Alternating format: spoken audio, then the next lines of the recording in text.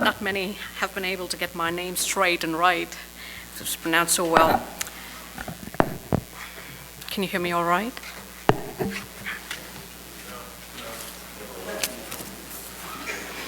think I need the clicker. Would you mind? So that's for me.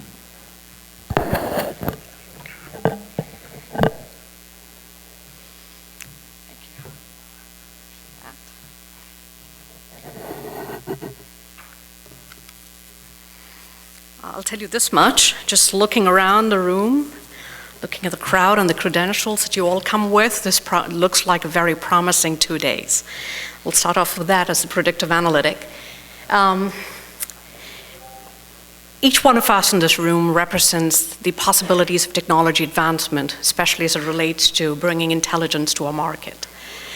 I cannot do justice to what healthcare within or analytics within healthcare means. It's a much broader spectrum that I can hope to achieve within at least today or at least within the next 30 minutes. So what I'm going to do is to focus on some of the predominant concerns in our minds at GE Healthcare, and also look at some of the solutions that we've either brought to market or are in the process of implementing. Primarily the hospital where you and I go for care, and the outcome that it means to us when they struggle with capacity constraints.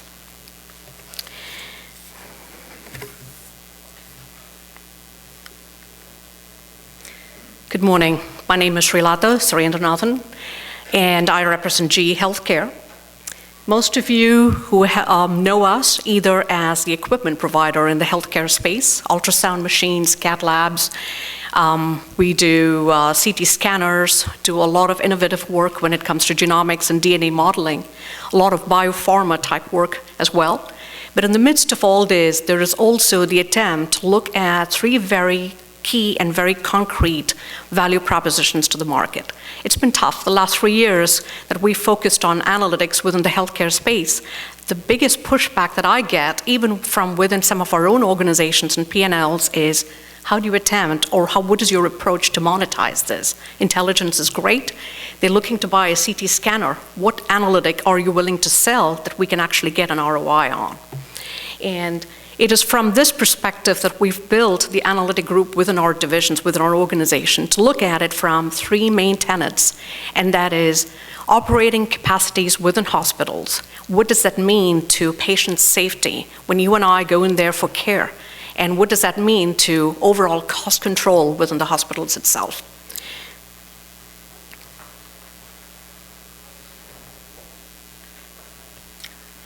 As I said before,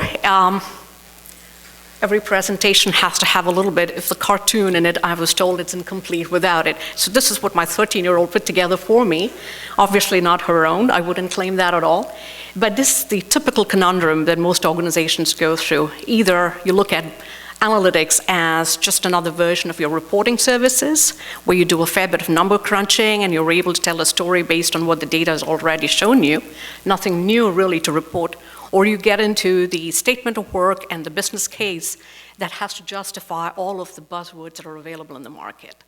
And what we're trying to do at this point within the last few years, where analytics has taken such a strong position within our value prop, is to strike that very pragmatic midpoint where you're able to show analytics as a first-class citizen because it offers very high-end value.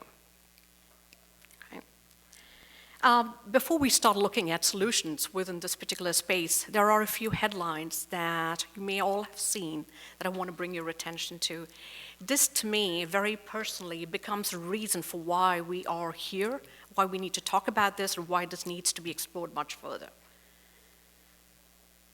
As recently as, I think, last month, St. Barnaby's reported a patient who died in the waiting room. And this is not new. This is not unheard of. It happens all the time. There are several reasons for this. Hospitals have grappled with this problem for years. And most of the time, if you look at the root cause for why this happens, is because of 3 things. It is the fact that they have no capacity. The EDs are always, the emergency rooms, the ER rooms are always crowded.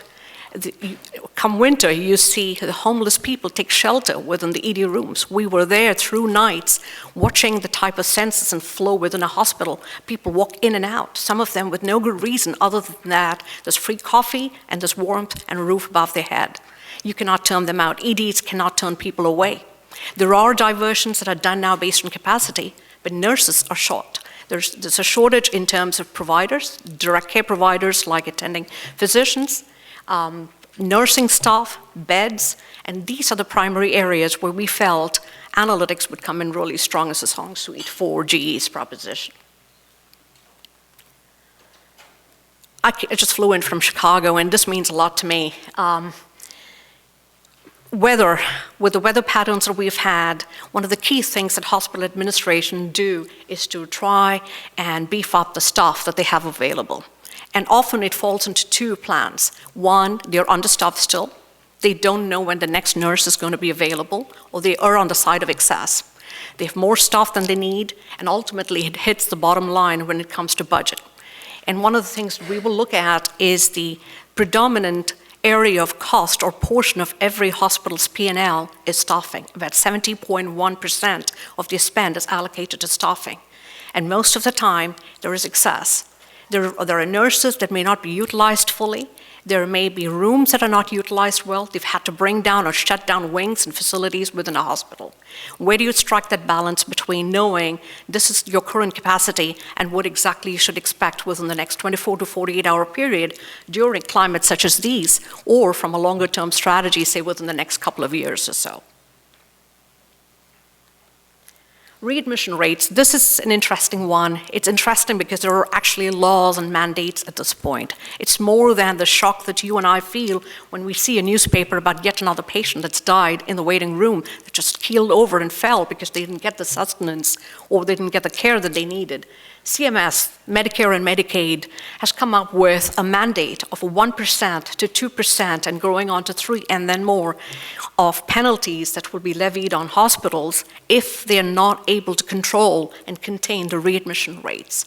I've got acronyms in there. This was trying to keep it to a word economy, but what that essentially means is hospital-acquired pneumonia, hospital-acquired infections. Those are not the only two reasons for readmission. It could be that the patient has been in the hospital, there's proper care available, they're looked after by the nurses, seen to by the attending physicians, and a discharge is signed and they're sent home. There is a continuum of care that is expected even after they leave the hospital premises and going back to their families or friends or who are the care providers. That continuum of care does not continue. That is one of the reasons. Lack of education on the side of the patient. They will take the medications given to them on a time-and-time basis, but once they reach their home, they forget about medications. They forget about the care that's needed to see them through that phase of recovery. Hand hygiene. We've seen physicians. We've seen physicians in a ward, in a multi-unit or in a ward system, move from one patient to the next without washing their hands. Or these days, with the availability of RTLS, real-time location services, and computer vision available within hospitals, they make the gesture almost as if they're washing their hands and they move on. The amount of infection that grows from just the attending physicians or the providers or family and friends who come to visit is huge. So there are mandates at this point from WHO that insist that if a hospital cannot meet an 80% hand hygiene compliance, they are going to be subject to a penalty. What can we do in terms of software systems? This is where the predictive analytics comes into play. Here is your compliance at this point. Here's what's needed in terms of bringing those numbers up, and here are your defaulters, or the ones that are not being compliant. Unskilled nurse hooks up a patient to an empty oxygen tank. This is probably less common here. We were in Angola and in certain parts of India. And we heard about at least 30% of cases where patients died. They successfully went through a 4-hour surgery. They were brought back into their rooms and had a different nurse attend to them who was not able to tell the difference between an oxygen tank that had supplies and one that did not. The patient died within a matter of 4 minutes because that's all it really takes, or even less, to be able to survive not having enough oxygen to breathe. If we were to, the automatic answer would be educating those nurses, right? Coming up with a staff that is more skilled and that is more matched up with the acuity that the patient needs. But the easier answer, in some senses, from those of us who are technologists in the room would be, why can't that machine just alert you that it's empty? Now, this is common here. We are privileged to be part of a healthcare system, and one exists in the United States. But in growing and developing countries, that is not the case at all. An ICU nurse has more skills, has more education. You bring the patient into a standard room or into a ward. You have somebody there that's supposedly taking care of the protocols, but cannot tell the difference between whether the patient's hooked up right or is getting the sustenance that they need, medical sustenance that they need. What if the patient, rather than the patient or the care provider, if the machines were to be able to alert us that it's low on oxygen, or that you have blood monitors on one of your arms and somebody's trying to draw blood from that same arm, if between the machines, if there was communication and correspondence that said, look, you're going to get a faulty reading because the pressure is being read out of an arm that's actually draining blood, that would be a step up in terms of predictive analytics. Doctors, and if there are any in the room, I apologize, and that's a name, not particularly random, but hopefully there's enough anonymity with it. Surgeons are given block schedules to perform their operations. And say, for instance, if you go into a hospital, you have a scheduled surgery that's supposed to take place at 2 in the afternoon, and they've carved out a 2-hour interval for you to have your surgery. If the surgeon is not being vigilant about the amount of time that it takes to actually see your case through and to start in a timely manner, you may end up going back home and going through all the pre-op processes that cost you and your insurance company quite a bit of money.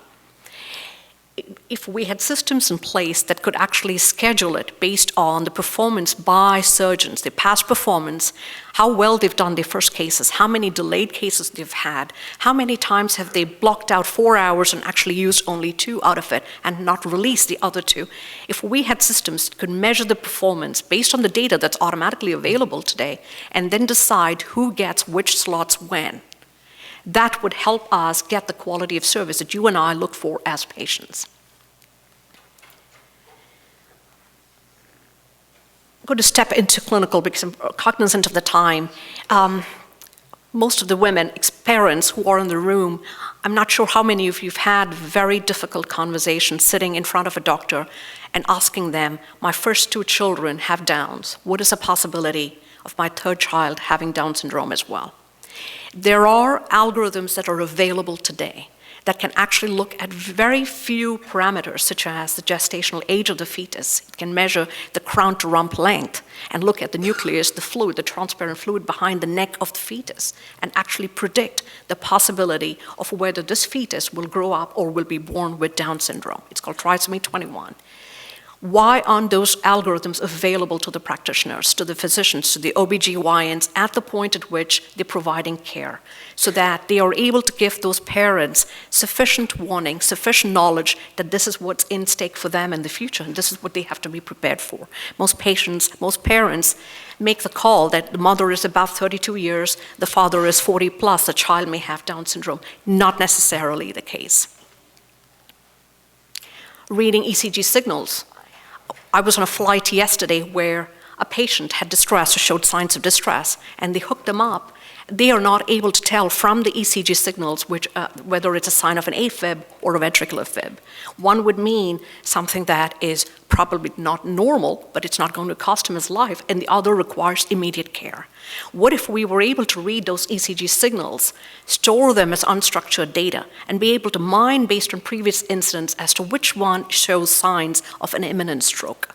That is an analytic. From a clinical standpoint, that would save lives. You may have heard that GE is trying to do a fair bit of work with the brain health consortiums, NFL in particular, but it's gone beyond NFL at this point. Young football players stay on because some of them may come from an upstart background. They need the money and the future security that playing in the NFL means. Young soldiers who go to war and hear bomb explosions time after time and are subject to PTSD upon their return. They are all subject to what is called mild to moderate traumatic brain injury. There are no guidelines today in healthcare that tell you exactly how to diagnose mild to moderate.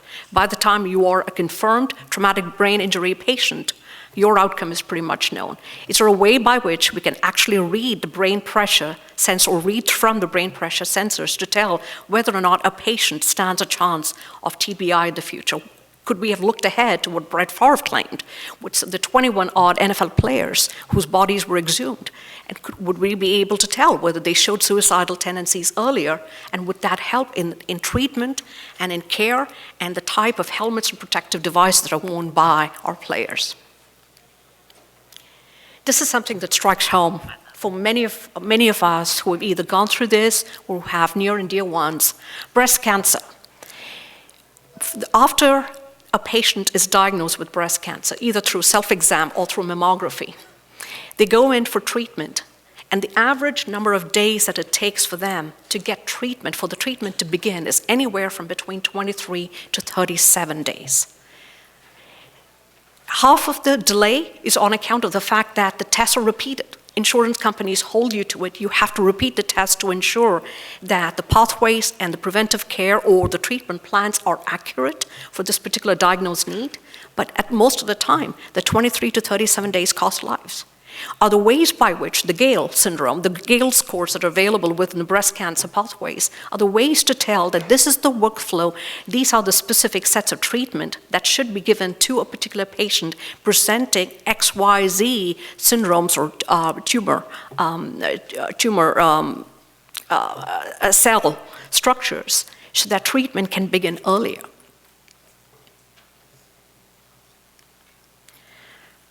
This is something that borders on the funnies, but there have been several incidents reported about people going into the operating room with a very large X marked on their right leg, so that the patient, this is the patient's way of telling the surgeon that that's the leg that needs to be operated on. And the surgeon and the post-op nurse did not look at the material or that came from the diagnosing doctor and instead assume that the X meant do not treat that, operate on the other. This has happened several times. Are there systems that we can put in place, apps that we can put in place that can capture that moment called the protocol timeout in medical circles, that can capture that moment where everybody within an operating room look at each other's eyes and are very deliberate about the surgery that they're going to perform, sometimes with the patient's help as well, and oftentimes without. And the last one that I want to talk about today, before I make this into a very morbid discussion, is anesthesia dosages. We sat and watched the design of one of our anesthesia machines, and one of the things that we noted was, that was really new for us, was that the anesthesiologist is not watching the machinery that we've put together, that we've created. They're watching your face. They're watching the patient's face for pallor changes, for any indication that there is some kind of a struggle or a strife that's going on. What happens as a result is that when they're that close to the patient, most of the anesthesia, the gases or the agents are being inhaled by the practitioners and the providers themselves. Is there a way by which, the first thing that came to us, is there a way by which we could actually have agents and masks in place that are not disseminated into the environment, because it's one of the major hazards that you will find from an accumulation standpoint. And instead, is it possible to actually capture all the carbon dioxide that's exhaled by the patient, take it down into a cleansing ground within the machinery itself? It looked like cat litter to me when I saw it. What it does is to absorb the carbon dioxide, regenerate oxygen, goes back in. You're limiting the exposure of the agents to the patient only. Little things such as these that would not have been caught if it hadn't been for the analytic of the surrounding air, the components in the surrounding air, and watching the physician do his work, and the anesthesiologist do his work. These to me are reason enough for being here. These to me are reasons enough for moving away, taking a step back to say the ultrasound machines, the CT scanners, the DNA analysis are great. But what we need to be able to provide to our providers is that high-end decision-making capability. Is that one way of doing things for a very known specific need. Coming up with those parameters or variables in our circles that are true catalysts for the outcome that we're expecting to achieve.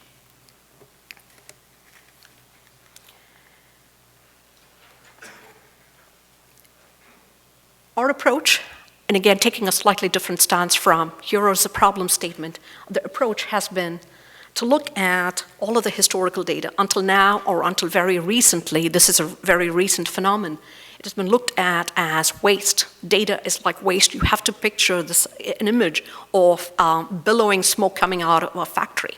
Okay, it's data that you're losing. Is there a possibility to listen to that data? It's not just enough to say, I have X terabytes of data within my stores, which means I have insight or I have value. No, it's not that at all. It's an ability to take what you see there in terms of prior knowledge, its ability to look at that historical data, some amount of transcendental learning that goes on, or experiential learning that goes on within our R&D labs, and put it together to come up with algorithms that would provide intelligent solutions for the market. And this doesn't come easy, because what it does is to pull in other high-end technologies as well, and that is ability to do real-time assimilation of data. I know we're going to have sessions on Hadoop and Twitter storms and other implementations of Pig and Hive, but the ability to look at real-time streaming data and be able to mine with natural language processing capability events as they occur. And it's the ability to be able to differentiate between the white noise that you hear and true signals which actually indicate an event that's worthy of note. It's the ability to take all of this, and in the healthcare space, more of a problem than many other, it's to take all of this data and put it into the cloud, which until very recently was not permitted by the FDA. And HIPAA rules, which dictate how patient privacy and security need to be managed, prevents us from actually making good use of the cloud. And things are changing now. Don't get me wrong, things are changing now. We are leveraging cloud providers extensively at this point, making sure that there's sufficient encryption and security measures in place. But that kind of ubiquitous access is what is needed for us to be able to provide a real-time analytic. It is, as G often likes to tout it during NFL promos and ads, the transition to brilliant machines. It is taking the human out of the element, knowing that there is always going to be the override capability invested with a nurse or a doctor, but giving that machine the ability to learn, self-improve, revise its techniques based on the data that it's already accumulated or generated. And it's ultimately, it's all about consistent and meaningful experience for the end user. GE comes from our healthcare. We have legacy apps, and as any organization that has been in business for hundreds of years, there were applications written several decades ago. And we have talked to customers or users who felt that between one EMR tool versus the other EMR tool, the look and feel, the approach between a right click and a left click, by looking at in white light versus black light, are so different. Those are things that we have to worry about as well in terms of delivering an analytic that truly can have value. So looking at those headlines, thank you. Looking at those headlines, some of the systems that we've started to put together and the ones that we have at this point or in our in-market now are bed management systems. How do you identify the right bed for the right patient? This is not like a hotel, right? You know your check-in hours, you know your check-out hours. Well, you don't know your check-in hours, you know your check-out hours. It's 12, you're out the door. Within a hospital environment, you don't know the influx of patients. The census varies from day to day. People walk in and out of the ED. You don't know which bed is available. The discharge protocols are all set on paper. However, patients don't necessarily leave the hospital for multiple reasons. An elderly patient needs a ride back home. There's nobody to actually come and pick him up and take him back home. He stays in that bed. That bed needs to be cleaned based on isolation levels and the acuity of the patient that who previously was in it. The bed hasn't been cleaned. There's no transporter to take the patient from the room to the car waiting downstairs. All of these mean delays for the patient. There's no way to tell. In a multi-ward system, such as what you would find in third world countries or developing nations, I believe that's not the right term to use, in developing nations, in a multi-ward system, gender mix is not possible. Isolation level mix is not possible anywhere. Telemetry beds, you need a step up or a step